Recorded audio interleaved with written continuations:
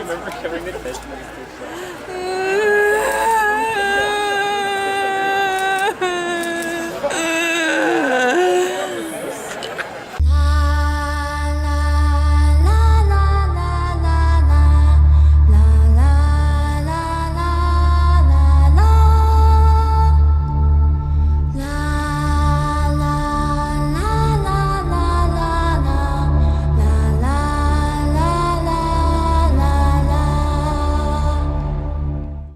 Voluntold for this? I did get voluntold for this, like right now. I didn't know this was happening. 2 seconds ago. Hi, we're at Wonderland for Halloween Haunt 2019, and we're here with Julie. Hi, I'm Julie. I'm operations supervisor in the entertainment department, so I help oversee all of the monsters, atmosphere performers, all of the shows at Halloween Haunt. So what's new for Halloween Haunt 2019? So we have a lot of new stuff this year. We do have a new scare zone. It's called Frontier's Revenge. So basically the theme of that area is that it's an old mining town and all of the residents of that area are cursed to forever wander that area. So that's out right in front of our new ride for this season, which is Yukon Striker.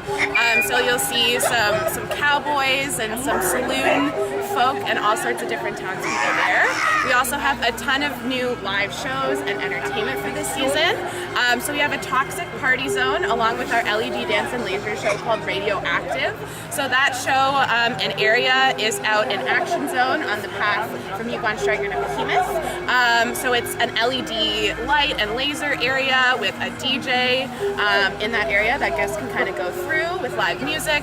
And then at the end of that path by Behemoth, there'll be the Radioactive show, which is an LED and laser show that's going to be performed 4 times a night. We also have a gallows show that's in our plague area. So that's going to be kind of going through, they're going to be finding the witch that cursed all of the inhabitants of the plague with their plague, and who's going to be brought to justice. We also have in Carnival an illusionist mentalist show as well as a freak show that'll be rotating on the same stage.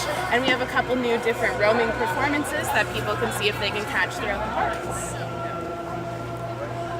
My God, that is a really lot long of answer. new things. No, that's a lot for 1 year. So what goes on behind the scenes to prepare for Halloween Haunt? There's a lot of stuff. So for our department specifically, we've been hiring for our monsters and our atmosphere performers since July. So we run weekly hiring fairs and auditions because we have over 400 performers throughout the park in our mazes and our atmosphere areas.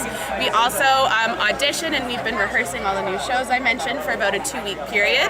And then over in the creative and event services department, they take care of the design, the build, and the technical install for all of the mazes and all of the scare zones. So they've been hard at work for that stuff pretty much since like January, February. And then all of that stuff over the last month or so has been installed throughout different areas of the park. Awesome.